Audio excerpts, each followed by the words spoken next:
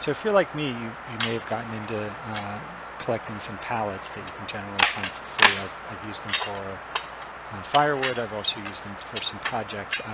As I started looking at best ways to take them apart, one of the things I realized was that most books or tutorials that I saw involved using power tools and hammers and axes and all kinds of crazy stuff.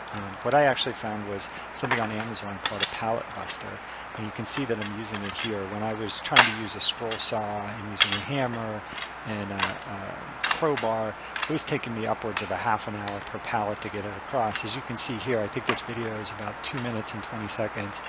You'll see that I can get an entire pallet taken apart in just that amount of time. What's really cool is sort of the claw that's underneath, and there's basically just a pry bar attached to it. I think I paid about $75 for this, and it's easily paid me back in my own time. You can see I can even do this in a pair of Crocs. So the key is really just using your own body weight to hold down the wood underneath as you're popping off the ones at the top. You can see here that I start with the middle, just pry it up with the bars, pry off the end, and then simply lift it up, and the last one normally comes off pretty easy. And then simply flip the pallet over and attack the other ones.